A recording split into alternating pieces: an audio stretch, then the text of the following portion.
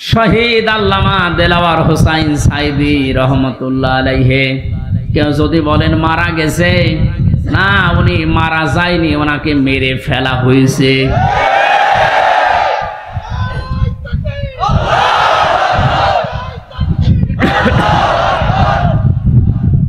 তিনটা বছরের ভেতরে আমার সাথে একদিন দেখা হয়েছিল জেলখানায়। উনি 1 নম্বরে, আমি 4 নম্বরে। বহু কথা ওই 10 মিনিটের ভেতর আমাকে শুনিয়েছিল।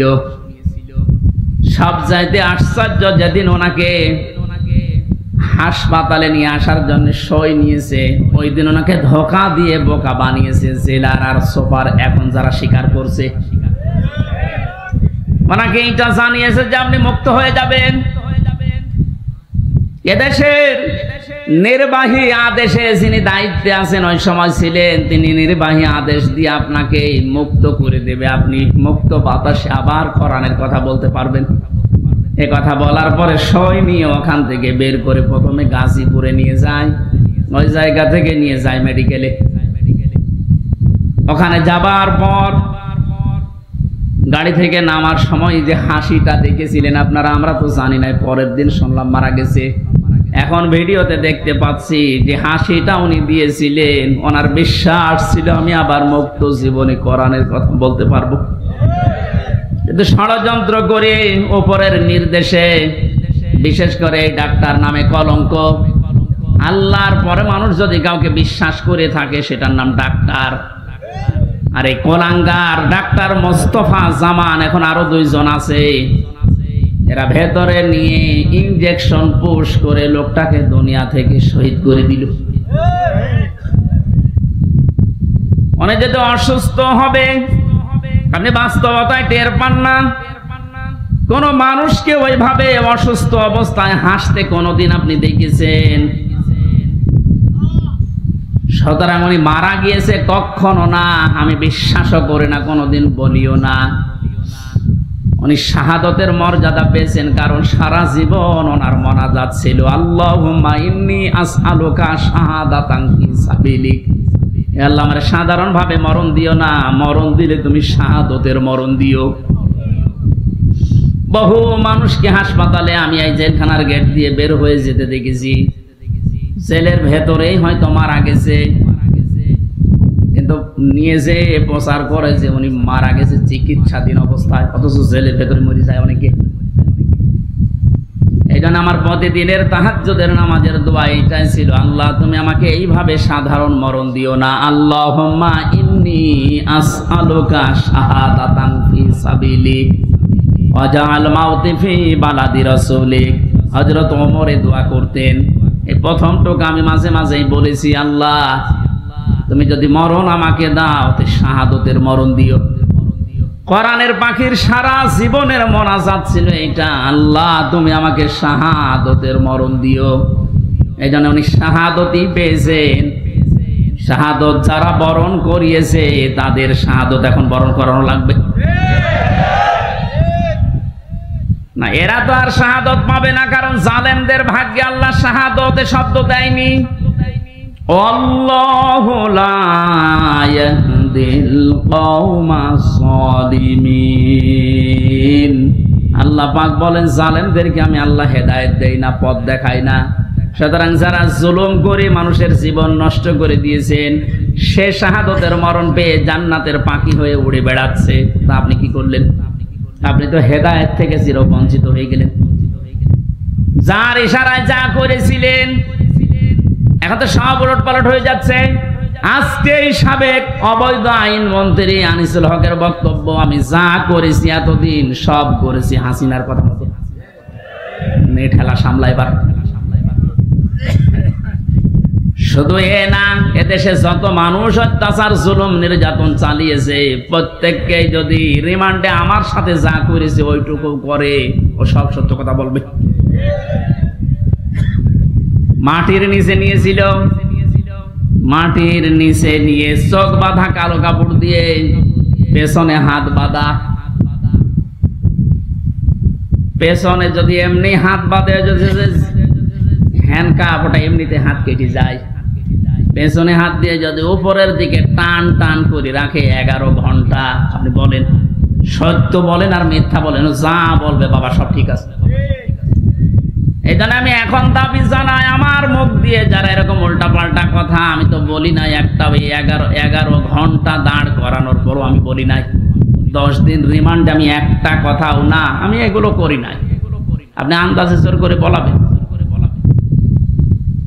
যে অবস্থায় আমাকে নিয়েছিল, আমার তো এখন মনে হচ্ছে ওই মানুষগুলোকে কাউন্টার টেররিজমে যে চার সন্তানগুলো ছিল, আলেমদেরকে যারা সবচাইতে বেশি কষ্ট দিয়েছে, এই মনিরুল, এই হারুন, আসাদুজ্জামান, আব্দুল মান্নান, আতিকুর রহমান, নাম ধরে বলছে এগুলো মানুষ নামে কলঙ্ক।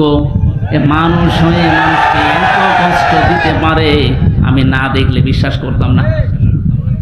10টা দিন গেছে আমার 10 বছরের মতো, ঘুম তো নেই, আন্দাজে কষ্ট আপনি কেন দিলেন? নিজেরাই মাঝে মাঝে বলা করতে, হুজুর কিছু জানি না, আমরাও জানি। টিপ্পনি কাটতো, একে অন্যের সাথে হাসি তামাশা করতো, আমার নামাজ পর্যন্ত 4 ওয়াক্ত পড়তেই দেয়নি, জোহর আসর মাগরিব আমি ইশারা করি, কারণ আমি জানি না এখন দিন না রাত। এখনো পর্যন্ত জালেমদের পক্ষে যারা সাফাই গাছেন, আমাদের কি দোষ? কোন দোষ যদি দেশের জালেমদের নাও থাকে, শুধুমাত্র আয়না ঘরের বিচার করলো আপনার ফাঁসি হবে। জানেন আয়না ঘর কি? ব্যারিস্টার আজমি, ব্যারিস্টার আরমান, আমান আজমি, আপনি কি জবাব দেবেন তার মা বাবার কাছে, তার স্ত্রীর কাছে, তার ওই ছোট ছোট বাচ্চাদের কাছে কি জবাব দেবেন বলতে পারেন? পারবেন না। এরপরও আপনি মাইকে, এরপরও লাইভ করছেন যে আমার কি অপরাধ, আমি দেশ ত্যাগ করলাম, আমি তো এখনো খুঁজে পাই না। খুঁজে পাচ্ছেন না। কোন দোষ যদি আপনার নাও থাকে, সবচাইতে বড় দোষ এই আপনি আয়না ঘর বানিয়েছেন। এটার চাইতে মারাত্মক পৃথিবীতে কোন জুলুম আছে বলে আমি জানি না। একটা জীবিত মানুষকে এদিকে 1.5 হাত, এদিকে 1.5 হাত, ওর মাঝখানে পায়খানা। আমি যেখানে থাকতাম এর মাথার কাছে পায়খানা, এতটুকু জায়গায় 24 ঘন্টা। আর খাবার যা দেয় মনে হচ্ছে 2-3 দিন আগের খাবার, পচা খাবার। খেলে খান, তাও এক বাটির ভেতরে 4-5টা তরকারি দিয়ে দেয়, আবার ডাল দিয়ে দেয়, খাই খান, না খান না। আপনি মরে যান, ওদের কোনো অসুবিধা নেই, কারণ কেউ জানে না তো পৃথিবী তো আছে কিনা। এমন জায়গায় এমন ভয়ঙ্কর, এমনিতেই মানুষ হার্ট ফেল করে মরে যাবে। এই জন্য যারা টপ টু বটন জড়িত এই জুলুমের সাথে, ওদের কোনো শাস্তি দেওয়ার দরকার নেই, শুধু এই ঘরের ভেতরে 10 দিন একটু আটকিয়ে রাখেন, এমনি মরে যাবে। আমাদের তাও সেনায় তো কোরআন ছিল, আমি কোরআন পড়তে পারতাম, ও শয়তানদের তো কোরআন নেই, ও এমনি টেনশনে মরে যাবে। এখনো টের পাচ্ছেন আছে আমি কি করেছি, এত আমার উপর জনগণ এত খেপলো, আপনি টের পাচ্ছেন না। জালেমরা জাহান্নামে যাবে, তার 1 নাম্বার কারণ এরা আল্লাহর মামলার আসামি। এটা আমি বানালাম, হ্যাঁ?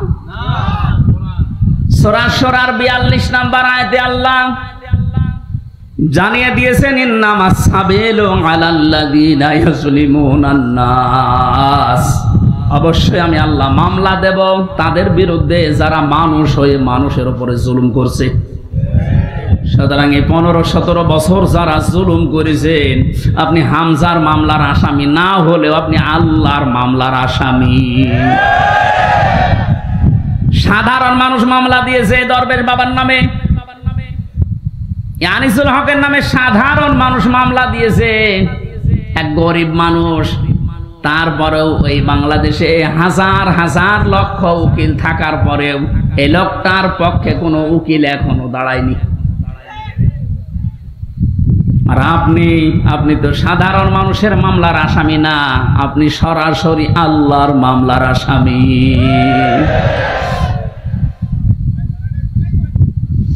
এই জন্য আমাদের সাবধান হওয়া দরকার, এখান থেকে শিক্ষা নিতে হবে, আমরা যেন আবার আল্লাহর মামলার আসামি হয়ে না যাই। এদের জন্য হেদায়েত কামনা করলেও হেদায়েত হবে না, কারণ কোরআন নিষেধ করেছে আল্লাহু লা ইয়াহদিল কওমাজ জালিমিন। ইয়াহদি এটা মোজারে, বর্তমান ভবিষ্যৎ, প্রেজেন্ট ফিউচার। জালেমদেরকে আল্লাহ হেদায়েত দিচ্ছে না, দেবেও না। এখন যদি আল্লাহ জালেমদের হেদায়েত দেয় তাহলে কোরআন শরীফ মিথ্যা হয়ে যাবে না? এজন্য তোর কপাল খারাপ, এর সাথে যারা জড়িত ছিল তাদেরও কপাল খারাপ।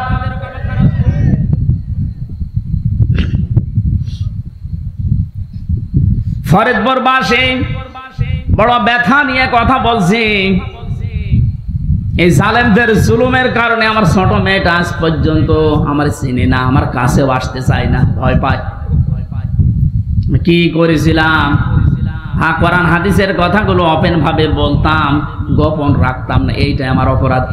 এতটুকুর জন্য আপনি 3টা বছর আমার নষ্ট করবেন আর এত কষ্ট আমার দেবেন? একটু ধরে নিয়েছে, বুঝিয়ে তো ছেড়ে দিলেই হয়তো যে এইভাবে বলতে নেই, আমি তো সংশোধন হয়ে যেতাম। ওর 8 মাস 9 মাস বয়সে আমি রেখে এসেছিলাম, 3 বছর পরে এখন ওর বয়স 4 বছর, এখনো পর্যন্ত স্বাভাবিক না, আমার কাছে আসতে চায় না। কেন আপনি কাজ করলেন? কি জবাব দেবেন বলেন তো? এই জন্যই মাওলানা মামুনুল হক এই কথাটা বারবার আমাকে শোনাতেন, জালেমদের বেঈমানদের কোনো জানাজা নেই, জানাজা মানে তাকে সাক্ষী দিয়ে আল্লাহর কাছে পৌঁছিয়ে দে যে ভালো ছিল, এ কথা বলা যাবে? এই জন্য আমরা সাবধান হচ্ছি, আপনাদেরকেও সাবধান করছি। এখনো জুলুমের পক্ষে যদি আপনি স্ট্যাটাস দিয়ে যান, জুলুমের পক্ষে ছাপায় গান, আপনিও জালেম, আপনিও চিহ্নিত। আপনি মারা গেলে আপনার জানাজা পড়া, কবরে দেওয়া জায়েজ নেই, কারণ আপনি এমনিতেও জাহান্নামে যাবেন, অমনিও জাহান্নামে যাবেন। জালেমের জন্য জান্নাত হারাম। কথা বলছেন এখানে? জালেমের জন্য জান্নাত হারাম, মানে জালেম হচ্ছে আল্লাহর মামলার আসামি। এটা ছোটখাটো বিষয় না, অনেক ওজনওয়ালা কথা আল্লাহর। আমরা অনেকেই মনে করি আল্লাহ কি দেখে না, ব্যারিস্টার আর মানে এই কষ্ট কি আল্লাহ দেখে না? হাওয়ালা তাহসাবান্নাল্লাহা গাফিলান আম্মা ইয়ামালুজ জালিমুন ইন্নামা ইউআখিরুহুম লিয়াউমিন তাশখাসু ফীহিল আবসার।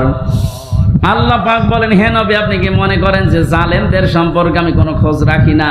আমি সবচাইতে বেশি খবর রাখি জালেমদের ব্যাপারে। ওদেরকে আমি ছাড় দিয়েছি ওই দিন পর্যন্ত যেদিন চক্ষু উল্টিয়ে যাবে। আজ ঠিক তাই হচ্ছে। জালেমদের সাথে দেশের মানুষেরা এমন আচরণ করেছে, অনেকেই চোখ উল্টিয়ে আটকে উঠছে। হইল কি? বিশেষ করে ঝিনাইদহ ইরন চেয়ারম্যান ওরে পিটিয়ে মেরে জালেমকে গাছের সাথে না ওই পিলারের সাথে টাঙিয়ে মরার পরও পিটিয়েছে। দুনিয়া আটকে উঠেছে যে হচ্ছে কি? আবু সাইদকে যে লোকটা সজ্ঞানে স্বেচ্ছায় গুলি করে হত্যা করেছিল, তার এই জনগণ পিটিয়ে ন্যাংটা করে টাঙিয়ে রেখেছে। তাও উল্টো করে, ইন্নামা ইউআখিরুহুম লিয়াউমিন তাশখাসু ফীহিল আবসার। আমার তো মনে হচ্ছে কোরআনের এই আয়াত এখন খাপের খাপ, মমতাজের বাপ সব মিলিয়ে যাচ্ছে। জালেমদেরকে আমি আর একটা স্মরণ করাচ্ছি, এখনো যারা জালেমদের পক্ষে কথা বলেন, যা জালেমদের পক্ষে যারা আছেন তারা সাবধান হন। কোন জালেম যদি টার্গেট নাই কোন জায়গায় পৌঁছাতে, আমার আল্লাহ বলেন ওকে আমি ছাড় দিতে দিতে এমন জায়গায় পৌঁছাই, ওই সফলতা পাওয়ার আগেই ওর তার আমি কেটে দেই। এটা তাফসীরে তাবারীর ভেতরে আছে, যদিও দুর্বল, তার জন্য শিক্ষার জন্য আমি বলছি। হযরতে হুদ আলাইহিস সালাম দাওয়াতি কাজ করছিলেন, সবচেয়ে বেশি বাধা তাকে দিয়েছিল ওই জামানায় যে লোকটার নাম আমরা শুনি জান্নাত বানিয়েছিল, সাদ্দাদ। যখন হযরতে হুদ আলাইহিস সালাম দাওয়াত নিয়ে গেলেন, যে জান্নাতের কথা জাহান্নামের কথা তাকে শোনালেন, আল্লাহর নাফরমান বান্দা ডাক দিয়ে বলে, তুমি আল্লাহর নবী দাবি করো, তোমার আল্লাহর জান্নাত আমার লাগবে না, আমি নিজে জান্নাত বানাবো, তুমি শুধু জান্নাতের আইটেম গুলো বলো যে কি কি পাওয়া যাবে। হযরত হুদ নবীর কাছে সব শুনলেন যে স্বর্ণের ইট হবে, রূপার ইট হবে, বিশাল সাম্রাজ্য তার, যেখানে যত স্বর্ণ পাওয়া যায়, রূপা পাওয়া যায়, সবগুলো পেয়াদাদেরকে দিয়ে জোগাড় করেছে এক জায়গায়। 22,000 শ্রমিক কাজে লাগিয়েছে। 20 বছর ধরে ধরে জান্নাত মনের মতো করে বানাচ্ছে। হযরত হুদ আলাইহিস সালাম যা যা বলেছিলেন একেবারে ওইভাবে হুবহু বানানোর চেষ্টায় আছে।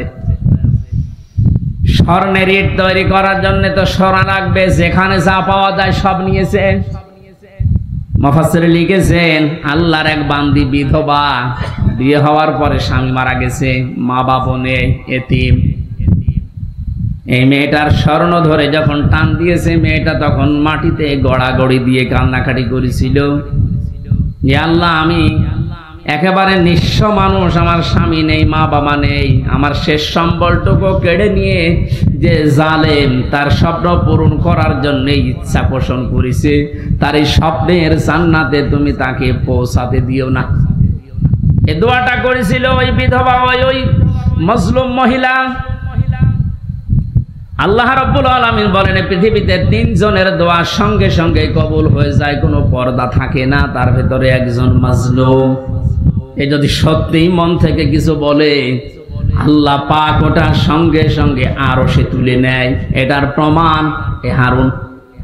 আমি রিমান্ডে থাকাকালীন জেলখানায় ছিলাম প্রথম 2 মাস ওই ছোট হুজুরের সাথে, যে রফিকুল ইসলাম মাদানী।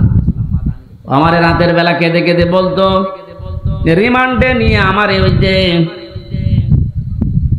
কি ঢাকার হাতির জেল, তারা 12:30টা 1টার দিকে ওখানে নিয়ে গিয়ে সম্পূর্ণ উলঙ্গ করে আমার ছবি তুলে হাতের ভেতরে সিগারেট লাগিয়ে বলতো, খান, আমরা ছবি তুলবো, এইটা ছেড়ে দিয়ে জনগণকে জানাবো যে হুজুর এরকম 2 নাম্বার। আজকে দেখলাম বলছিল যে আমি ওই দিনই আল্লাহর কাছে ওই মাজলুম অবস্থায় আকাশের দিকে তাকিয়ে দোয়া করেছিলাম, মাবুদ, জীবনে যদি কিছুই তোমার দরবারে ভালো না লাগে, কবুল না হয়, আজকের যে দৃশ্য, আমার শরীরে এক টুকরা পোশাকও নেই, তুমি দেখতে পাচ্ছি। আমি একটা যুবক মানুষ, আমার অনেকে মনে করি ছোট মানুষ, পিসকি মানুষ না, ওর বয়স এখন 27-30 বছর, কারণ ওই সময় ছিল 27 জেলখানায় 3 বছর, 30 বছর বয়স।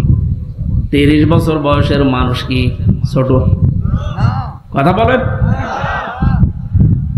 দোয়া করেছিল, মাবুদ, তুমি আমার এই দোয়াটা কবুল করো, মাজলুম অবস্থায় তুমি তো মোনাজাত ফেরত দাও না। এই হারুন, এই টিভি হারুনের কারণে আজ আমার এই অবস্থা। ও নাকি অর্ডার দিয়ে দিয়ে আমার এটা করাচ্ছে। জিজ্ঞাসা করেছে যে অফিসার করেছিল, এসআই স্যার, আপনি সত্যি করে বলেন তো, আমার যে হাল করলেন, এ নাজেহাল অবস্থা, হারুন স্যার কি জানে? ওরা হাসি দিয়ে বলেছে, হারুন স্যার জানে মানে ওই করাচ্ছে। সঙ্গে সঙ্গে ওই সময় দোয়া করেছিলাম, মাবুদ, তুমি ওকেও আমার মতো এরকম কিছু দেখায়ও। দেখিয়েছেন আল্লাহ জনগণের সামনে, আমার আল্লাহ এই পৃথিবীতেই দেখিয়ে দিয়েছে কিভাবে লজ্জা স্থান মানুষকে দেখাচ্ছে এই শয়তান। আমার একজন দেখিয়ে বসে, হুজুর এই দেখেন কারবার। আমি নাউজুবিল্লাহ আস্তাগফিরুল্লাহ, কি ও কয়েকদিন পরে স্ট্যাটাস দিয়েছিল, আমি বাইরে যেতে পারি না, বাইরে গেলেই মানুষ বলে 3 ইঞ্চি। কি একটা অপমান! মাত্র কয়েক সেকেন্ডের ভিডিও পাস হয়ে ও সব হারিয়েছে। ওর কয়েক সেকেন্ড না, সারা জীবন যেদিন আল্লাহ ফাঁস করবে, এ জালেমের সেদিন কোনো উপায় থাকবে? টাকলা মোরাদের মাত্র 6 মিনিট 8 সেকেন্ড। কি ওর নাম? মাহিয়া, মাহিনা কি নাম? এই মহিলার সাথে একটা অডিও রেকর্ড ফাঁস হয়েছিল মাত্র 6 মিনিট 8 সেকেন্ডের। ও সব গেছে। আমার তো মনে হয় এই জালেমদের দরে যারা ছিল এই দেশে, ওদের সহযোগী যারা, এদের হাজার হাজার ভিডিও অডিও রেকর্ড জমা হয়ে আছে। সাংবাদিক ইলিয়াস এখন মাঝে মাঝে ছাড়তেছে। আল্লাহ তার ফেরেশতাদের দিয়ে যেটা রেকর্ড করে রেখেছে অডিও ভিডিও, কিয়ামতের ময়দানে কোটি কোটি মানুষের সামনে ওগুলো আল্লাহ ছাড়বে। 30 সেকেন্ডের ভিডিও যদি 3 ইঞ্চি নাম শোনো, এই 50 বছরের ভিডিও আল্লাহ যেদিন ছেড়ে দেবে পুরাটা মুখ দেখাতে পারবো না। শেষ পর্যন্ত এই মহিলার দোয়া আল্লাহ এমন ভাবে কবুল করেছিলেন, জান্নাত বানানো কমপ্লিট। শেষ করার পরে ডাক দিয়েছে, এত সিকিউরিটি দিয়ে সাজিয়েছে, একটা পিপিলিকা পর্যন্ত প্রবেশ করার কোনো কায়দা নেই। জান্নাতের গেটে যাবার পরে দেখে একজন ফকির বসে আছে। ফকির ডাক দিয়ে বলে, বাদশাহ আমার সাথে কিছু কথা বলা লাগবে আপনার। রেগে বলছে, তুমি কে, এখানে আসলে কি করে? এখানে তো কোনো মানুষ আসার অনুমতি নেই, কথা যদি বলাই লাগে পরে বলবা, আমি আগে জান্নাত দেখে আসি। ফকির ডাক দিয়ে কানের কাছে মুখ নিয়ে বলছে, বাদশাহ আমি কিন্তু দুনিয়ার সাধারণ ফকির না, আমি আজরাইল। মাথাটা একটু কাত করো ঘোড়া থেকে, আমি কথাটা বলে চলে যাব। কানের কাছে মুখ নিয়ে বলছে, আমি এসেছি তোমার জান কবজ করার জন্য, রেডি হও। ওই সময় বলেছিল, ফেরেশতা একটু সময় দাও, আমি শুধু জান্নাতটা ঘুরে এখানে আসার পরে আমার জানটা নিয়ে নিও। ফেরেশতা ওই সময় বলেছে, কখনোই না। ইদা জা আজালুহুম লা ইস্তাখিরুনা সাআতাও ওয়া লা ইস্তাকদিমুন। আল্লাহ পাক বলেন, এই পৃথিবীতে যখন যার সময় এসে যাবে, 1 সেকেন্ড আগেও তার মরণ হবে না, 1 সেকেন্ড পরেও মরণ হবে না। নির্ধারিত সময় লোকটাকে আল্লাহ বিদায় দিয়ে দেবে। এরপরেও ঘোড়ার পা থেকে জান্নাত পর্যন্ত পৌঁছাতে ও সর্বাত্মক চেষ্টা চালিয়েছিল। আল্লাহর ফেরেশতা ঘোড়া থেকে পা জান্নাতের যে বানানো জান্নাত ওর চৌকাঠ পর্যন্ত স্পর্শ করার আগেই জান কবজ করে ফেলেছে। মুফাসসিরে আয়াতে আর তাফসীর করতে গিয়ে তিনি কয়েকটা কারণ দিয়েছেন কেন জান্নাতে প্রবেশ করতে পারলো না ওর বানানো।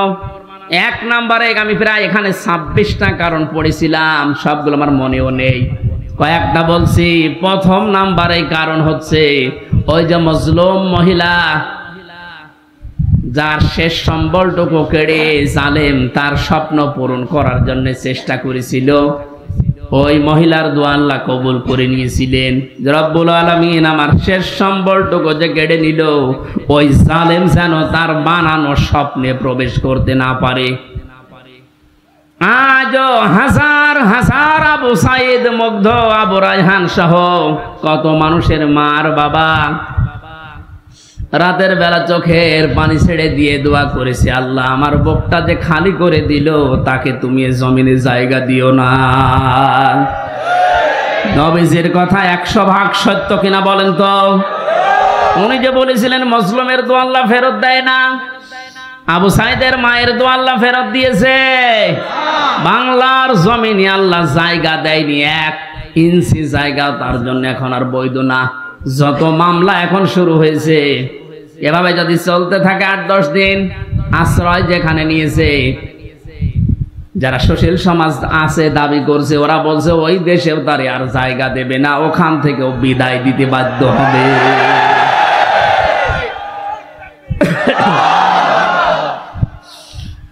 আমার ফরিদপুরবাসী জালেমদের জন্য সব জায়গা আল্লাহ অবৈধ ঘোষণা দিয়েছেন, জালেমদের কোনো জায়গা পৃথিবীতে নেই। কারণ সবচাইতে বেশি আল্লাহ খেয়াল করেন জালেমের জুলুমের দিকে। আল্লাহ এত বেশি রাগান্বিত হয়ে যায় জালেমের উপরে, না জানি ওকে 7 তবক আসমানের উপর থেকে ফেলে দিতে পারলে আল্লাহর ভালো লাগে। এই জন্য আমরা সাবধান হব, কোন জালেমের জানাজা কবরে দেওয়া এটা মেকি, এটা ভুয়া হবে। ওদের জন্য জানাজাও জায়েজ নেই, কবরে দেওয়াও জায়েজ নেই।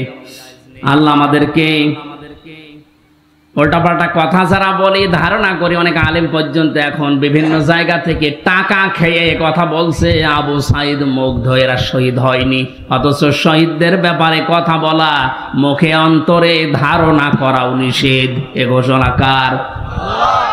আপনারা বানানো মনে হচ্ছে? সূরা বাকারা, সূরা আলে ইমরানের আয়াত দিয়ে আমি দলিল দিয়েছি, মুখ দিয়েও বলবেন না কোনোদিন, অন্তরে ধারণাও করবেন না, কারণ এদের মর্যাদা এত বেশি আল্লাহর দরবারে, যাকে থেকে আল্লাহ শাহাদতের মরণ দেয় না। কত মানুষ চেষ্টা চালাচ্ছে, তারপরও মরতে পারে না।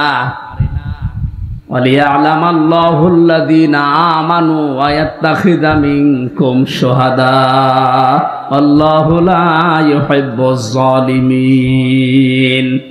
সূরা আলে ইমরানের 140 নম্বর আয়াতের শেষের দিকে আছে আল্লাহ রাব্বুল আলামিন বলেন, আমি যার জীবন যৌবন পছন্দ করি, ভালোবাসি, এই মানুষকে আমি আল্লাহ শাহাদতের মরণ দিয়ে ধন্য করি। জোরে বলেন সুবহানাল্লাহ।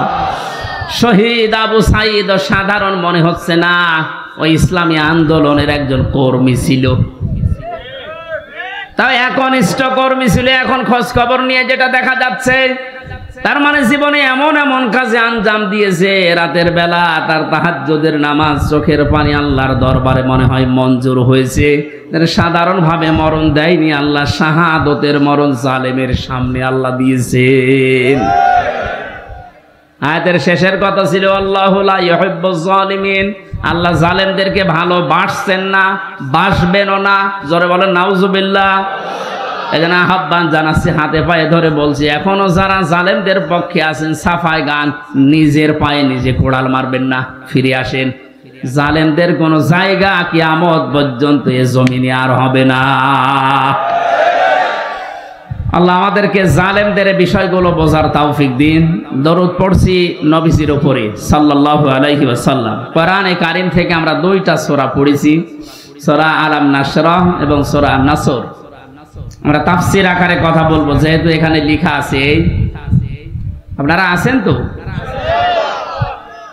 বিজয় পেয়েছে অনেকেই মনে করছে কি না কি হনরে হনুমান হয়ে যাচ্ছেন না, কি করা লাগবে কোরআন থেকে শোনেন। জবান ছেড়ে কোরআনের আয়াতগুলো আগে একটু পড়েন।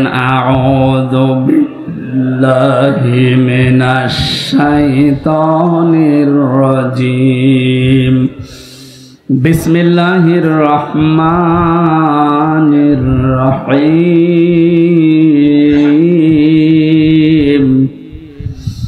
ইযা জাআ নাসরুল্লাহি ওয়াল ফাত ওয়া রাআইতান নাসা ইয়াদখুলুনা ফি দীনিল্লাহি আফওয়াজা ফাসাব্বিহ বিহামদি রাব্বিকা ওয়াস্তাগফির ইন্নাহু কানা তাওয়াবা। সাদাকাল্লাহুল আযীম। সূরা নসর। কে সূরা বলেন তো? কোরআনে 3 আয়াত বিশিষ্ট 3টা সূরা আছে, আসর, নসর আর কাউসার। আমরা অনেকে মনে করি সূরা কাউসারের 3 আয়াত আর বাকি আয়াতে না। 3টা সূরা 3 আয়াত বিশিষ্ট, আসর, নসর, কাউসার। তার ভেতরে একটা পড়েছি, এটা তেলাওয়াত শুদ্ধ অনেকের হয় না, নামাজে কিন্তু এই সূরাটা অনেকে পড়ে। নুন সোয়াদ র, নাসর মানে সাহায্য, আর নুন সিন র, নাসর মানে ঈগল পাখি। এই জন্য তেলাওয়াত যখন করবেন সোয়াদ উচ্চারণটা মুখ গোল করা লাগে। আল্লাহ পাক জানিয়েছেন, ইযা জা নাসরুল্লাহি ওয়াল ফাত, যখন আসবে আল্লাহর সাহায্য, হে নবী আপনি তখন বিজয় দেখতে পাবেন। 15 বছর বহু মজলুম দোয়া করেছে, জেলখানায় এখনো পর্যন্ত বহু মজলুম পড়ে আছে। বিশেষ করে মাওলানা জসিমউদ্দিন রহমানী সহ হাজারো আলেম এখনো পর্যন্ত জেলখানায় আছে। এই জালেমের জুলুমে জীবনটা তাদের শেষ হয়ে গেছে। কোরআনের এই অনুষ্ঠান থেকে এই মাজলুমদের মুক্তির দাবি করছি, বলেন আমিন। মজলুমের পক্ষে যেহেতু আমার আল্লাহ আছেন, ইব্রাহিম নবী মজলুম থাকার কারণে যারা তার পক্ষে ছিল তাদেরই দাম আল্লাহ বাড়িয়ে দিয়েছিলেন। একটা ব্যাঙের প্রসাব পর্যন্ত আল্লাহ পাক বানিয়ে দিয়েছেন হযরত ইব্রাহিমের পক্ষে থাকার কারণে। আজ হাজার হাজার মজলুম মানুষ, যে বিডিআর, আমি 900-র উপরে বিডিআর পেয়েছিলাম। আমার উপর তলায় যারা থাকতো অধিকাংশ বিডিআর মামলার, কিচ্ছু জানে না, 14 বছর জেল খাটতেছে। বিশেষ করে মুন্সিগঞ্জের কয়েকজন আর পঞ্চগড়ের এক মুরব্বী। এত ভালো মানুষ আমার জীবনে জেলখানায় আমি পাইনি। ওরা কোরআন শরীফ মাথায় নিয়ে হাতে নিয়ে বুকে নিয়ে বলতো, হুজুর আমি কিচ্ছু জানি না, আর 1 বছর পরে রিটায়ার্ড হয়ে যাব, খান্তিতে আছি, তো কি জানো কি হয়ে গেল আমার, এই যে বেকার ধরে 14 বছর আটকে রেখেছি।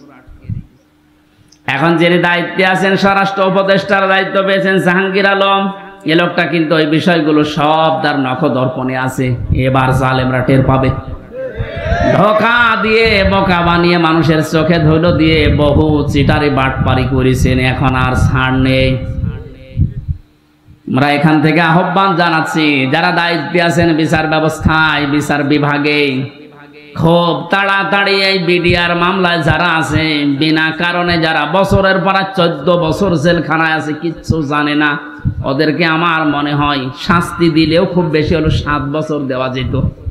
ওরা বলতো, হুজুর আমরা যদি অপরাধ করিও থাকি, বিদ্রোহ করে থাকি, আমাদের 7 বছর জেল হয়, অথচ বিনা কারণে 14 বছর আমি জেলে। এত বড় জুলুম আর সহ্য করা হবে না। যারা দায়িত্বে আছেন আহ্বান জানায়, বাংলার লক্ষ লক্ষ তাওহীদি জনতা নিয়ে এই নিরপরাধ মানুষদেরকে বিনা বিচারে বিনা হিসাবে ছেড়ে দেওয়া লাগবে।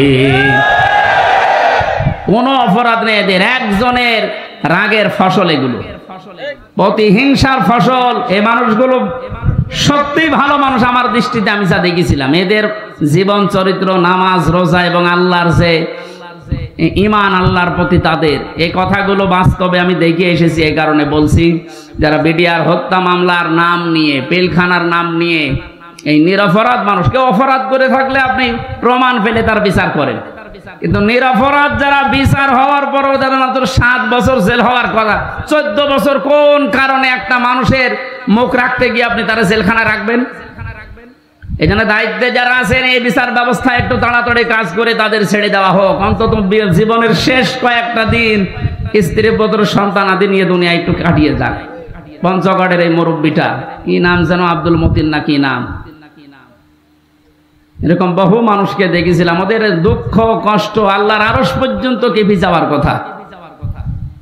আল্লাহ এমনি এমনি তো জালেমকে বিদায় দেয়নি। বহু মানুষের এ শব্দ লোকি আছে, বহু মানুষের চোখের পানি, বুক ফাটা পানি, হাজারো মানুষের এগুলো জমা হয়ে আছে, আল্লাহ একবারে সব ছেড়ে দিয়েছে। পাপ যখন একেবারে শের পুজে গেছে, পরিপূর্ণ হয়ে গেছে, আল্লাহ বলেন ইন্না বাদশা রব্বিকা লাশাদীদ, আমি ধরি না, কিন্তু ধরলে আমি আর ছাড়ি না। আল্লাহ যখন ধরেছে আর কিন্তু ছাড় নেই, কারণ এখন আল্লাহর সাহায্য এসে গেছে, বিজয় আমরা এখন দেখতে পাচ্ছি। আয়াতের পরবর্তী আয়াতটা এখন আমরা দেখতে চাই। অরাআইতান নাস ইয়াদখুলুনা ফি দীনিল্লাহ, হে নবী আপনি যখন দেখবেন আল্লাহর সাহায্য চলে এসেছে, তখন বিজয় দেখতে পাবেন, দলে দলে মানুষ ইসলামে প্রবেশ করছে। আজ আমাদের এই দেশে কিন্তু এই দৃশ্য আমরা এখন অলরেডি দেখতে পাচ্ছি। দলমত এখন আর নেই, সবাই এখন দলে দলে পালে পালে ইসলামে প্রবেশ করছে, বিশেষ করে ইসলামী আন্দোলনে। এই যে শব্দটা কি ছিল, ফি দীনিল্লাহ, দিন কার?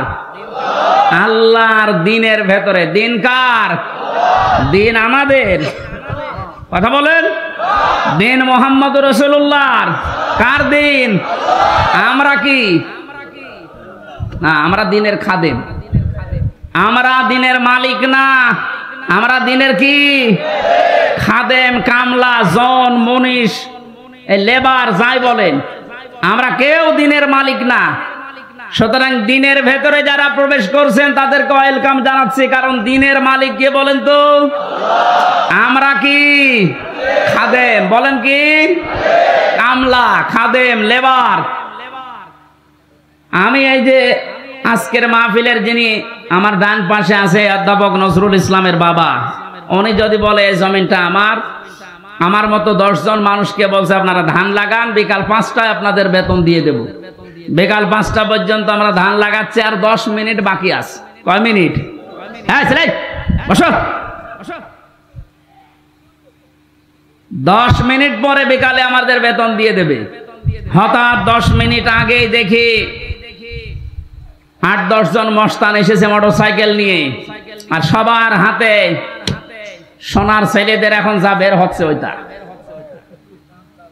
বিভিন্ন বিশ্ববিদ্যালয়, কলেজ এবং বিভিন্ন জায়গা থেকে সোনার ছেলেরা যা ব্যবহার করতো এটা এখন বের হচ্ছে না।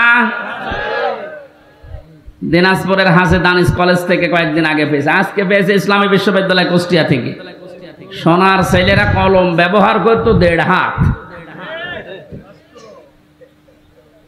এইরকম কলম নিয়ে 8-10 জন মস্তান মোটর সাইকেলে এসে বলছে, ওই ধান আর লাগানো যাবে না, ধান এখন আমরা তুলে ফেলবো। এখন জমির মালিক তো উনি নেই, আমরা 8-10 জন যারা ধান লাগিয়েছি কামলা খাদেম, আমরা যদি বলি ভাই আপনারা ধান তুলবেন তোলেন, কিন্তু আর 10 মিনিট পরে তোলেন, কারণ আমরা বেতন নিয়ে নেই। 10 মিনিট না হলে উনি বেতন দেবে না, কারণ এই জমিনও আমাদের না, ধানও আমাদের না। আপনারা তুলে ফেলবেন, আমরা সহ দরকার হয় তুলবো, কিন্তু 10 মিনিট পর। কথা বলেন না কেন? এই 10 মিনিটের আগে যদি আপনারা মাস্তানি করেন, তর্কাতর্কি হবে, কথা কাটাকাটি হবে, রক্তপাত হতে পারে, এমনকি যদি মেরে ফেলা লাগে মেরেও ফেলবো, কারণ আমার বেতন দরকার। এই কথার সাথে আপনারা একমত আছেন না? সহজ ভাবে যেভাবে বুঝলেন বেতন লাগবে, বিকাল 5টা মানে জীবনের শেষ দিন। কথা বলেন না কেন? এ জমিন কার? দিন কার? আমরা কি? আমরা ধান লাগাতে আসি এ জমিনে দিন প্রতিষ্ঠার জন্য জান মাল বাজি রেখে মাথার ঘাম পায়ে ফেলে চেষ্টা চালিয়ে যাচ্ছি কি করে দিন কায়েম করা যায়। এখন বিকাল 5টা মানে জীবনের শেষ দিন। এদিন আসার আগে যদি কেউ বাধা দিতে আসেন, তর্কাতর্কি হবে, কথা কাটাকাটি হবে, রক্তপাত হবে। এই 17 বছর যা হচ্ছে, এখনো যদি বাধা আসে, যদি মেরে ফেলা লাগে, মেরে ফেলতে আমাদের কোনো বাধা নেই, কারণ আমার বেতন দরকার, আর আমার বেতনের নাম জান্নাত। এক কথা বলেন। এদেশে যারা সত্যি দিন কায়েমের বিরুদ্ধে অবস্থান নিয়েছে, তার ভেতরে 1 নম্বরে আমার মনে হয় এই অবৈধ বিচারপতি নামে যেটা মানিক, ওর নাম নিতেও আমার ঘৃণা হয়। এ মানুষ নামে একটা জারজ সন্তান। কে বলেছে ওটার মানুষ? ও কথা বললে ইসলামের বিরুদ্ধে বলে। আর আমরা সূরা নূন কলমের ভেতরে জানি, যারা অবৈধ সন্তান পৃথিবীতে, যারা জারজ সন্তান, ওরা কথা বললেই কোরআনের বিরুদ্ধে কথা বলবে। এর কথাবার্তা শোনেন না? আরো টাটকা কিছু শয়তান আছে। আমরা কিন্তু বিকাল 5টা পর্যন্ত এ জমিনে ধান লাগাবো, বাধা দিতে আসলে কিন্তু এখন আর কথা কাটাকাটি না, তর্কাতর্কি না, রক্তপাত না, এখন বিদায় করে দেবো। আমি বেতন এখনো পাইনি।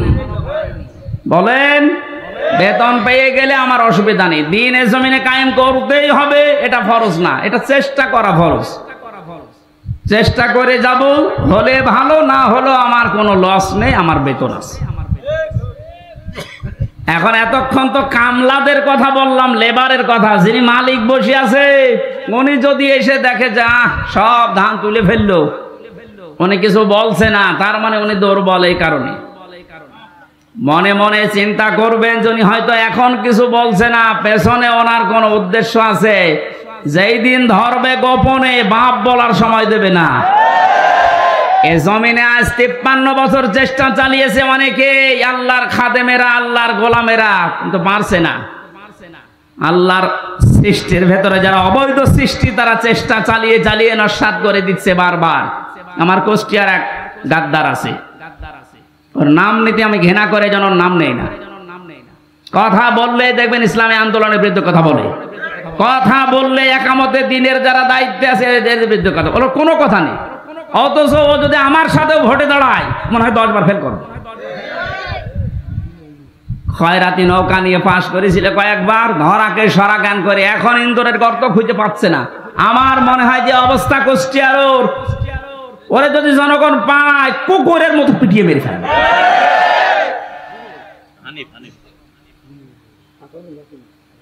না, ও নুনু নাম আমি নেই না, নাম দেখো কি হক ননু দিয়েছে। শয়তান শয়তানি করার জায়গা পায় না। আর একজন বরিশালের আছে, এবার আর একটা শয়তান, কি মনন নাকি নাম যেন, মনন না মেনন?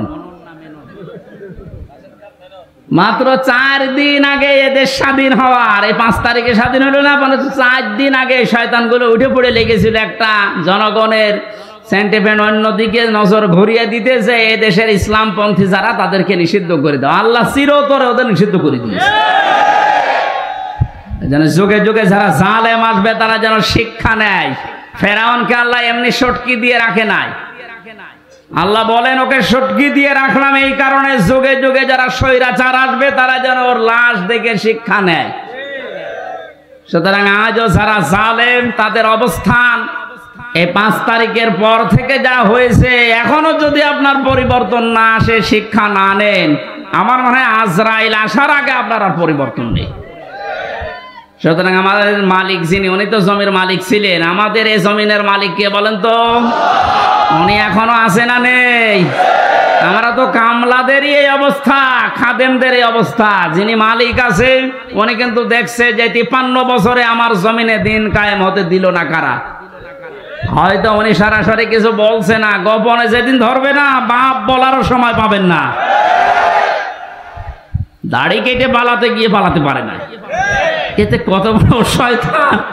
আমি তো মাঝে মাঝে ওর দিকে এখন তাকিয়ে বলছি, আল্লাহ এই শয়তান আমি তো দেখিনি, যদি দেখতাম এই নমরের দিকে মনে হচ্ছে শয়তান, যদি দেখতাম এরকম হতো।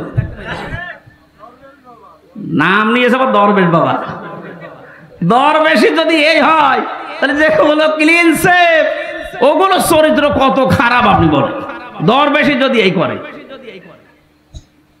ওর দাড়ি কাটার পরে চিহ্ন দেখে মনে হচ্ছে যে একটা নমো না, কে যেন ডিম মেরেছিল, ডিম না, ওরা আরো কিছু মারা দরকার। ওর ডিম ওই জায়গায় না, বিভিন্ন জায়গায় ডিম দেওয়া দরকার।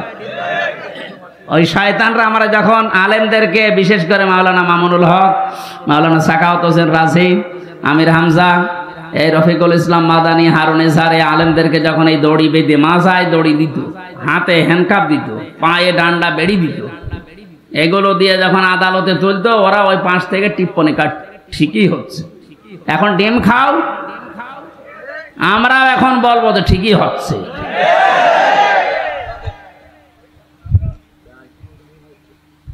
সুতরাং দিনের ভেতরে যেভাবে দলে দলে পালে পালে আজ মানুষ প্রবেশ করতে আরম্ভ করেছে, ইসলামী আন্দোলন এবং একামতি আন্দোলনের এই কর্মীদের ব্যবহারের কারণে আল্লাহ যেন এটা অব্যাহত রাখেন। আর আইতান নাস, হেনবে আপনি দেখতে পাবেন ইয়াদখুলুনা ফি দীনিল্লাহ, মানুষ প্রবেশ করছে। ইয়াদখুলুনা এটা মোসারে, বর্তমান ভবিষ্যৎ, প্রেজেন্ট ফিউচার, এখন প্রবেশ করবে, দলে দলে সামনেও প্রবেশ করবে ইনশাআল্লাহ। এটা যদি প্রবেশ করে করে এই 20% এখন আছে ইসলামী সেন্টিমেন্টের মানুষ, এই 5 তারিখ থেকে আজকের এই দিন পর্যন্ত 35% অলরেডি হয়ে গেছে। যেদিন 51% হয়ে যাবে সেই দিন এই দেশে ইসলাম কায়েম, কেউ ঠেকাতে পারবে না। এইটা শোনার পরে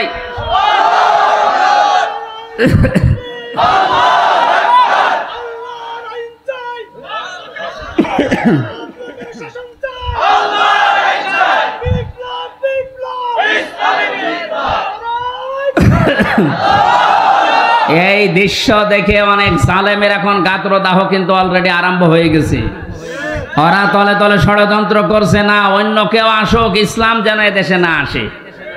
কিন্তু বাংলার জনগণ যেভাবে জুলুমের শিকার হয়েছিল, এরা কিন্তু অলরেডি বুঝে ফেলেছে যে ইসলাম ছাড়া মুক্তির আর কোনো পথ আমাদের নেই। ইসলামের হাতে যদি দেশটা তুলে দেওয়া যায়, যার যে অধিকার, যে ধর্মের লোক হোক, তার অধিকার সে ফিরে পাবে। এক কথা বলেন না কেন? অতীতের ইতিহাসগুলো আমরা পড়েছি, দেখেছি, এইটা পেয়েছি, এটা আমরা সামনেও দেখতে চাই। কারণ এই 53 বছর বিভিন্ন মানুষ এই দেশটা চালিয়েছে, আমরা দেখলাম। কথা বলেন না কেন? বাবা চালিয়েছিল, স্বামী চালিয়েছে, কারো কারো চাচাও চালিয়েছে, বউ চালিয়েছিল, ভাবি চালিয়েছিল। এখন শুধু দেখতে বাকি আছে যে এই কোরআন দিয়ে দেশ চললে কেমন দেখা যায়।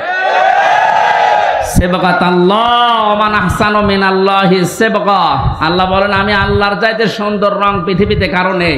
সুতরাং এই রং দিয়ে যদি দেশটা ইউনিয়ন পরিষদ থেকে সংসদ পর্যন্ত চলে, এটা একটা মিনি জান্নাত হয়ে যাবে।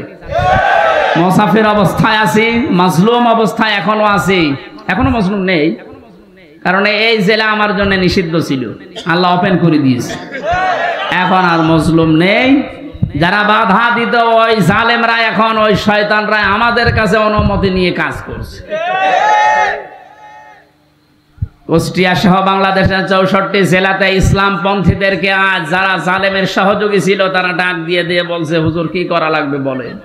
কেন 2 দিন আগে যে উল্টাপাল্টা কথা বলতে আল্লাহর ভুল ধরতো, এইটাও আমি পেয়েছি, অথচ মুসলমান।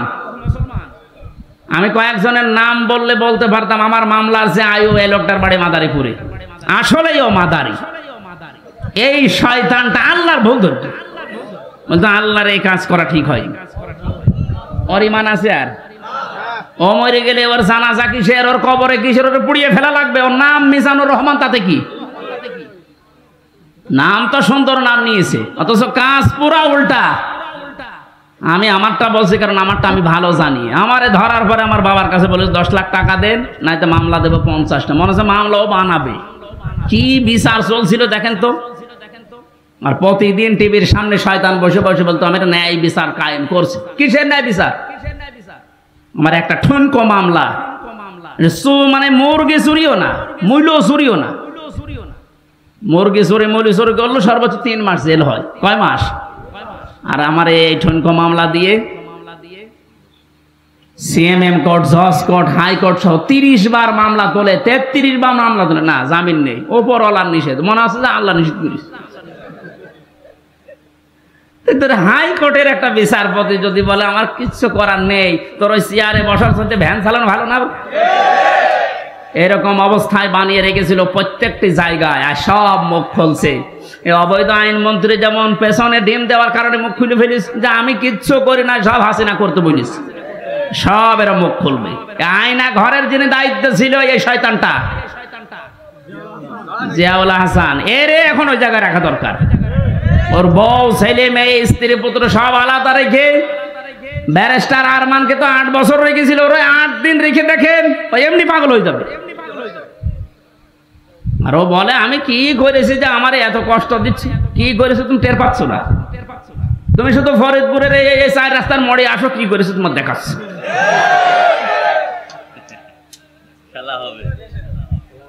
খেলা হবে, সে খেলা পালিস। এ কথাটা বলার কারণ হচ্ছে অনেকে এখনো ষড়যন্ত্র করবে, যে জানছে যে এভাবে 20% ইসলামী মানুষ ছিল এদেশে, 96% যদিও মুসলমান, কিন্তু ইসলাম কায়েম করা লাগবে এরকম পক্ষে ছিল মাত্র 100 জনের 20 জন। এই 5 তারিখ থেকে আজকের এই দিন পর্যন্ত জরিপ বেরিয়েছে 35 জন হয়ে গেছে। যদি আর একটু এভাবে যেতে যেতে 51 হয়ে যায়, এদেশে ইসলাম কায়েম ঠেকাবে কার বাবার শক্তি আছে বলো। এখন জালেমরা এ কথা, এই দৃশ্য দেখে বসে থাকবে? ওরাও চেষ্টা চালাচ্ছে, চেষ্টা চালিয়েও ব্যর্থ হচ্ছে বারবার। এখন আবার হিন্দুদের লাগিয়েছে, পারবে না, কোনো চেষ্টা সফল হবে না। কারণ এ দেশের বিজয় আল্লাহ, শুধু ছাত্রদের নাম বলছি, শুধু ছাত্রদের না, হাজার হাজার মজলুমের চোখের পানি এই বিদায়ের পেছনে লুকিয়ে আছে। আল্লাহ তুমি যেহেতু ঘোষণায় দিয়েছো যে ফিদিনিল্লাহি আফওয়াজা, দলে দলে মানুষ প্রবেশ করবে, তোমার সাহায্য যখন এসেছে, বিজয় যখন আমরা দেখতেই পেলাম, অন্তত দলে দলে তোমার বান্দাদেরকে ইসলামে তুমি প্রবেশ করাও। ফাসাব্বিহ বিহামদি রাব্বিকা ওয়াস্তাগফির। আল্লাহ বলেন এখন তোমাদের কাজ কি হবে? যখন দেখবে যে দলে দলে মানুষ প্রবেশ করছে, তখন কাজ হবে আল্লাহর হামদ করা, প্রশংসা করা। হামদ কি? আজ এই হামদ শব্দটা নিয়ে ভেজাল আছে। বাংলাদেশ, ভারত, পাকিস্তানের বিভিন্ন জায়গায় আল্লাহর হামদের নামে যত রকমের শিরিক বেদাত হচ্ছে, এর নাম হামদ না। জিকির একটা প্রশংসা না, হামদ না। এই হামদকে নিয়ে আজ হাজারো মানুষ শিরিক বেদাতের ভেতরে লিপ্ত হয়ে গেছে, এ জেলাতেও আছে। সুতরাং আপনাদেরকে আমরা আহ্বান জানাবো, আল্লাহর হামদ যেভাবে করা লাগে প্রশংসা, ঠিক ওইভাবে করেন। আল্লাহর আইন প্রশংসা করা, এটা আল্লাহর সবচাইতে বড় হামদ। কথা বলুন। এর ভেতরে 500 আইন আছে। কয়টা? এটা যদি এদেশে প্রতিষ্ঠিত হয়ে যায়, আল্লাহর হামদ তখন কার্যকর হবে। আস্তাগফির, ইস্তেগফার করা লাগবে। ইস্তেগফার আর তাওবা এক জিনিস নয়। কেউ যদি সব সময় শুধু আস্তাগফিরুল্লাহ আস্তাগফিরুল্লাহ আস্তাগফিরুল্লাহ পড়তে পারে, তাহলে তার টেনশন আল্লাহ নিজের থেকে দূর করে দেয়। এই আমলটা আমি সহ যারা এসেছি জারি রাখবো, সব সময় যেখানে থাকবেন সব সময় আস্তাগফিরুল্লাহ আস্তাগফিরুল্লাহ মনে মনে জোরে জোরে পড়ে। আর তাওবা এটা আলাদা জিনিস। তাওবা যদি সত্যিই কেউ করে, ওর পেছনের অপরাধ আল্লাহ শুধু মাফ করে না, পুরা জায়গাটা আল্লাহ ফাঁকা করে দিয়ে নেকি দিয়ে ভরাট করে দেয়।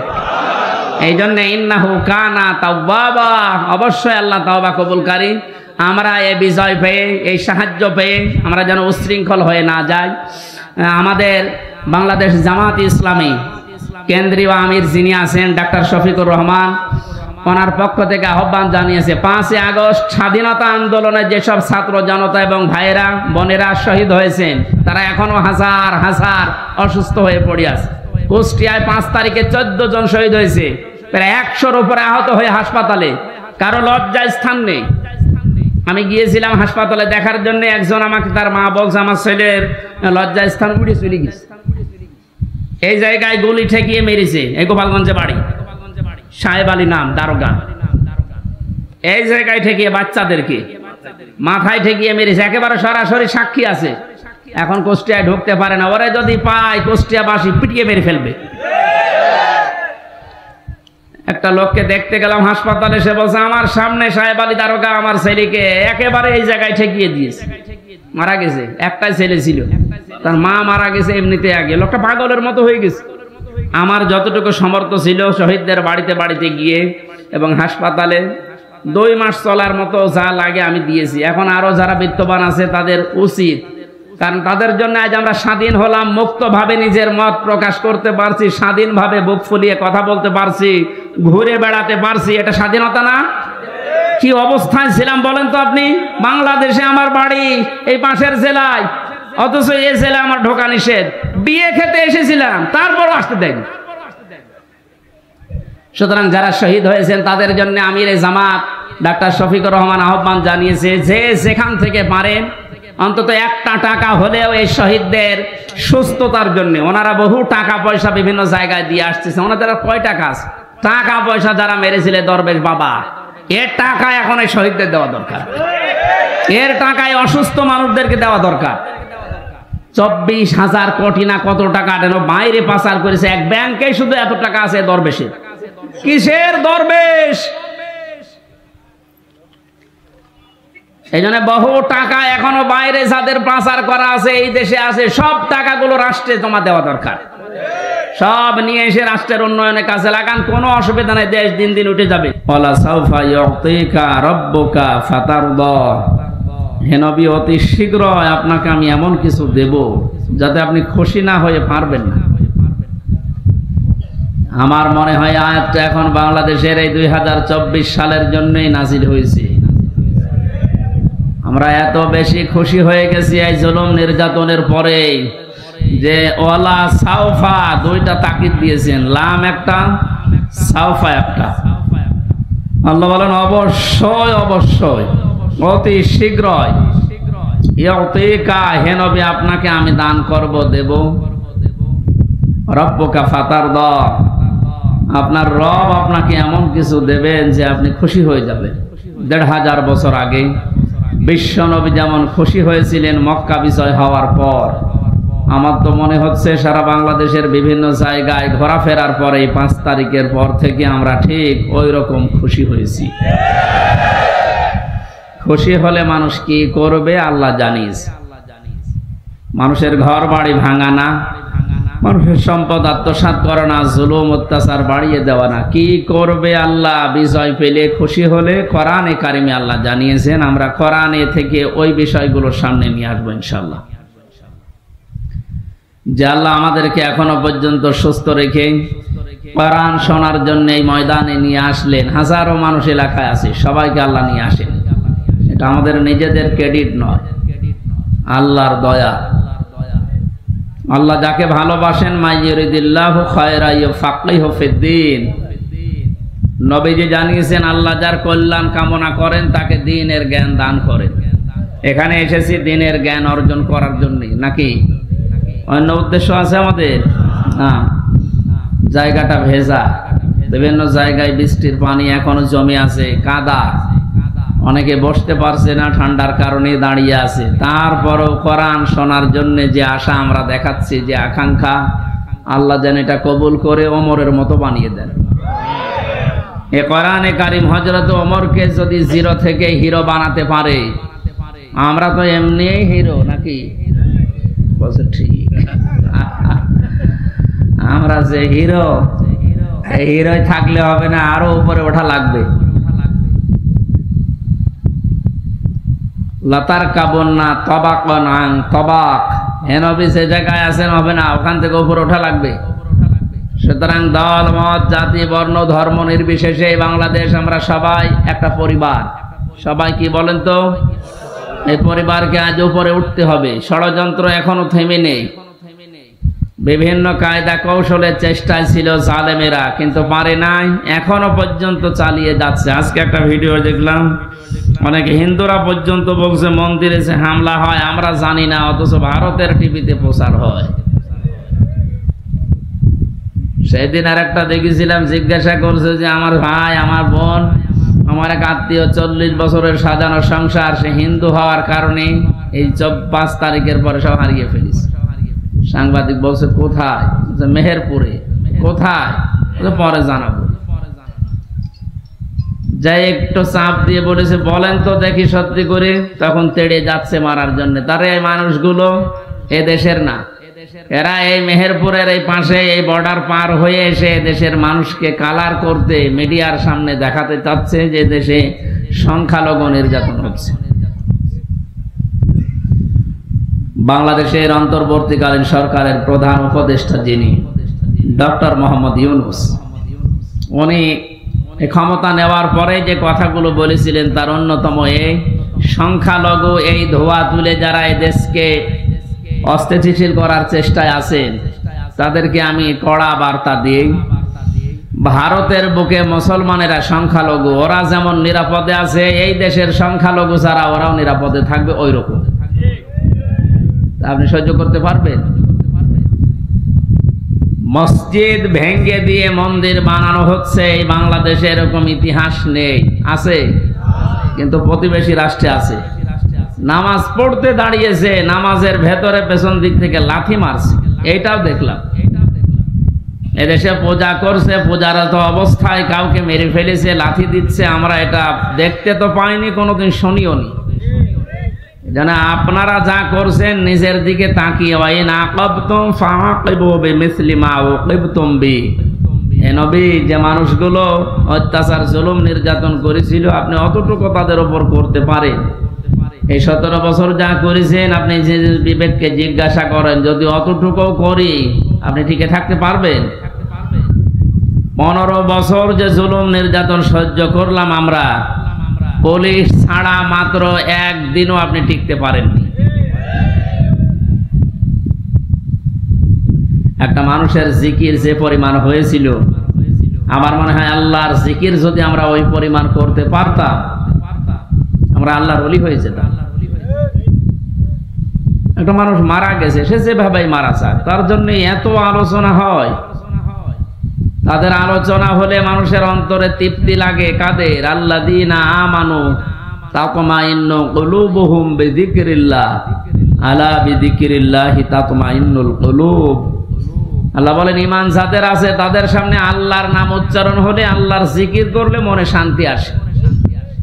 আর আমরা দেখি যে পুরা উল্টা, আল্লাহ বাদ দিয়ে মানুষের জিকির করলে মানুষের অন্তরে শান্তি আসে। এ কি মানুষ আছে? আর আয়াতের প্রথম শব্দ ছিল আল্লাযীনা আমানু, যারা ঈমান আনে, তাতমাইন্নু কুলুবুহুম বিযিকরিল্লাহ, তাদের কলব প্রশান্তি লাভ করে, ঠান্ডা হয়ে যায়, শীতল হয়, শান্তি পায় তখন যখন তাদের সামনে আল্লাহর জিকির হয়। তারা যখন আল্লাহর জিকির করে তাদের অন্তর প্রশান্তি লাভ করে। আল্লাহর জিকিরের বাইরে ঈমানদারের জীবনে শান্তি আর আছে? নেই। কিন্তু পোড়াটা উল্টা দেখলাম, তার মানে তাদের ঈমান নেই। কথা বলেন না কেন? কোন ঈমানদার যদি মারা না যায়, বেঈমান মারা যায়, তার জানাজা পড়া জায়েজ আছে? এই কথাটা মনে হয় শক্ত হয়ে গেল। কথার অর্থ বোঝার চেষ্টা করেন। কোন বেঈমান মারা গেলে তার জানাজা দেওয়া, কবরে দেওয়া জায়েজ আছে না? অনেকে মুখ খুলছে না, কি বিশ্বাস করে না নাকি কি বলেন? কোরআনে কারিমে আল্লাহ পাক জানিয়েছেন, ওয়ালা তুসাল্লি আলা আহাদিম মিনহুম মাতা আবাদা ওয়ালা তাকুম আলা কবরি ইন্নাহুম কাফারু বিল্লাহি ওয়া রাসূলিহি ওয়া মাতু ওয়া হুম ফাসিকুন। সূরা তাওবা 10 নম্বর পারা 19 নম্বর পৃষ্ঠার 12 নম্বর লাইনের 84 নম্বর আয়াতে আছে। আমি যত তাফসীর ঘাটাঘাটি করেছি প্রত্যেকটি মুফাসসিরে আয়াতের ব্যাপারে একমত। হযরতে আব্দুল্লাহ ইবনে মাসউদ, আব্দুল্লাহ ইবনে আব্বাস রাদিয়াল্লাহু তাআলা আনহুমা, দুইজন এত বড় বড় রাইসুল মুফাসসিরিন বলা হয় যাদেরকে, তারা পর্যন্ত আয়াতের ব্যাখ্যা এভাবে লিখেছেন। আল্লাহ পাক বলেন, হে নবী, ওই মানুষগুলোর কবরের পাশে দাঁড়ানো দূরের কথা, জানাজার নামাজ দূরের কথা, ওর কবরের পাশেও আপনি দাঁড়াবেন না। ওয়ালা তুসাল্লি আলা আহাদিম মিনহুম, যদিও আয়াতটা নাজিল হয়েছিল আব্দুল্লাহ ইবনে উবাইয়ের ক্ষেত্রে, আল্লাহ এখানে হোম দিয়ে ঝামেলায় ফেলে দিয়েছেন আমাদের অনেককেই। আল্লাহ যদি সরাসরি তার নামটা উচ্চারণ করতেন তাহলে আয়াতের ভেতরে আমরা থাকতাম না। ওয়ালা তুসাল্লি আলা আহাদিম মিনহুম, এই যে হোম, এটা বহুবচন, এটা জমির। রব্বুল আলামিন জানিয়েছেন, হে নবী, এই মানুষের কবরের পাশে দাঁড়ানো আপনার জন্য নিষেধ, তাদের জন্য দোয়া করা পর্যন্ত নিষেধ। শুধু আব্দুল্লাহ ইবনে উবাই না, কিয়ামত পর্যন্ত এর চরিত্র যারা অর্জন করবে তাদের জন্যও জানাজার নামাজ, তাদের জন্যও কবরে দেওয়া, কবরের পাশে দাঁড়ানো আপনার জন্যে কিয়ামত পর্যন্ত আপনার উম্মতের জন্যও জায়েজ নেই। জেলখানায় 3টা বছর ছিলাম আমি। মাওলানা মামুনুল হক হাফিজাহুল্লাহ পাশের রুমে ছিলেন উনি। সকাল 9টার পরে আমাদেরকে যখন ছেড়ে দিত, ওই যে বারান্দায় শুধু সারাদিন ওনার সাথে বসে কোরআন হাদিসের কথাগুলো বলা বলি করতাম। আমার মনে হয় প্রতিদিন উনি আমাকে এই নসিহতটা করতেন, হামজা, বাইরে যদি কোনোদিন যেতে পারি, কোনোদিন কোন কাফের মুশরিক বেঈমানের জানাজা পড়াবো না, কবরেও যাব না। কয়েকদিন প্রশ্ন করেছিলাম যে ভাই, আপনি এই বিষয়টা নিয়ে এত কঠিন, এত সিরিয়াস হয়ে যাচ্ছেন। বলে, দেখো, এই বিষয়টা সুন্নত, নফল, মুস্তাহাব, মুবানা, এটা একটা হারাম কাজ। কোন বেঈমানের জানাজার নামাজে যাওয়া, সাক্ষী দেওয়া, তাকে কবরে দেওয়া, এটা হারাম কাজ। কি কাজ? সূরা তাওবার 84 নম্বর আয়াত। এবং এই যে আলেমের যে বক্তব্য এতক্ষণ শুনলেন, ওনার এই কথা অনুযায়ী এদেশে এখন অনেকেই জানাজার নামাজের অনুপযুক্ত। যে মানুষগুলো এই জুলুমের বিরুদ্ধে জীবন দিয়েছে, যে যুবকেরা, আজকে একটা ভিডিও দেখলাম, এক আলেম নামে কলঙ্ক, আহলে হাদিসের নাম নিয়েছে। এটা আহলে হাদিসের লোক না, এটা জালেম একটা। এ রফিকুল ইসলাম বিন কি জানো, হিমার ইবনে হিমার, হিমার ইবনে হিমার, এইরকম নাম ওদের। এই লোকটা বক্তব্য দিচ্ছে আবু সাইদ নামে, এ নাকি আত্মহত্যা করেছে, এ শহীদ হয়। কি করে মরলে শহীদ হবে আপনি বলেন তো দেখি? বিশ্ব নবী জানিয়েছেন, দেওয়াল চাপা পড়ে মরলে সে শহীদের মর্যাদা পায়, পানিতে ডুবে মরলে শহীদের মর্যাদা পায়, পাহাড় থেকে পড়ে মরে গেলে শহীদের মর্যাদা পায়, অ্যাক্সিডেন্টে মরে গেলে শহীদের মর্যাদা পায়, আগুনে পুড়ে পড়লে শহীদের মর্যাদা পায়। আর জালেমের জুলুমের সামনে নিজের বুক পেতে জীবন দিয়ে চলে গেল দুনিয়া থেকে, তাকে আপনি শহীদ বলতেও রাজি না। আপনাকে আর একবার মরে দেখানো লাগবে যে এই যে আমি শহীদ হলাম। এটা কি ইয়ার কি মারা জিনিস? আপনি যদি সত্যি এ কথা এরকম সেন্সে বলে থাকেন, আপনার ঈমান নষ্ট হয়ে গেছে। কারণ শহীদ এ শব্দটা অনেক দামি শব্দ। খুব ভালো করে খেয়াল করবেন, আলেম যারা আছেন তাদেরকে বলছি, খুব ভালো করে খেয়াল করবেন। ঠাট্টা বিদ্রোহ করার জিনিস না। শহীদ এই শব্দটা আন্দাজে যাত্রার নামে লাগালেও হবে না। ব্রাহ্মণবাড়িয়ায় আসার সময় দেখেছি একবার যে লেখা আছে কবরের পাশে শহীদ ধীরেন্দ্রনাথ চন্দ্র। বলেন তো এক নাম শুনি বোঝা যাচ্ছে যে কয় নাম্বার শহীদ। হয়তো চান্দার টাকা ভাগাভাগি করতে যে মরে গেছে শহীদ। এবার আসেন যে তথ্য কোরআনে আল্লাহ দিয়েছেন আপনাদেরকে বলছি, আপনি হয়তো এইভাবে চিন্তা করেননি। দেখেন তো আমার এই থিওরিটা মেলে কিনা। সূরা বাকারার ভেতরে আল্লাহ জানিয়েছেন ওয়ালা তাকুলু লিমান ইউকতালু ফি সাবিলিল্লাহি আমওয়াত বাল আহইয়াউ ওয়ালাকিন লা তাশউরুন। খুব খেয়াল করে শুনেন। মানুষ কথা বলে যেহেতু মুখ দিয়ে, এই জন্য আল্লাহ মুখের উপরে নোটিশ জারি করে দিয়েছেন, হে পৃথিবীর মানুষেরা, এটা বহু বচন, ওয়ালা তাকুলু, কেউ বলবা না। কে বলছে?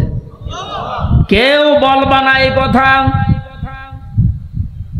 যে মানুষগুলো আমি আল্লাহর রাস্তায় শহীদ হয়েছে, জীবন দিয়েছে, এদেরকে মৃত বলবা না যে এমনি এরা মরে গেছে। না, বাল আহয়াউন, বরং এরা জীবিত। ওয়ালাকিন লা তাশউরুন, কিন্তু তোমরা এটা টের পাও না। তাহলে মুখ দিয়ে কেউ কোনোদিন শহীদদের ব্যাপারে উল্টাপাল্টা কথা বলবেন না। ৭১ সালে এদের স্বাধীন করার জন্য যারা জীবন দিল তাদেরকে যদি শহীদ বলতে পারেন, ২৪ সালে জালেমদের মোকাবেলা করার জন্য নিজের জীবনটা যারা দিয়ে দিল তাদেরকে শহীদ বলতে আপনার অসুবিধা কোন জায়গায়? আপনি আমার একটা কথা খণ্ডন করেন তো যে না এটা মিলছে না। আল্লাহ মুখের ওপরে প্রথমে নোটিশ দিয়েছেন, ১৪৪ ধারা জারি, মুখের ওপরে মুখ দিয়ে বলবি না, কেউ বলবি না যে আমি আল্লাহর জন্য যারা জীবন দিয়েছে এরা শহীদ হয়নি রে, এমনি মারা গেছে, এদেরকে মৃত বলা যাবে না। কেন মৃত বলা যাবে না? কারণ এরা জীবিত। জীবিত কেমন করে? সূরা আলে ইমরান ৪ নম্বর পারার ১১ নম্বর পৃষ্ঠার ৯ নম্বর লাইনে আয়াতটি আছে, মানুষ যে মুখ দিয়ে কথা বলার পরে আর একটা ধারণা করার জায়গা আছে মানুষের, সেটার নাম অন্তর। ধারণা করে কি দিয়ে? বলেন বলেন।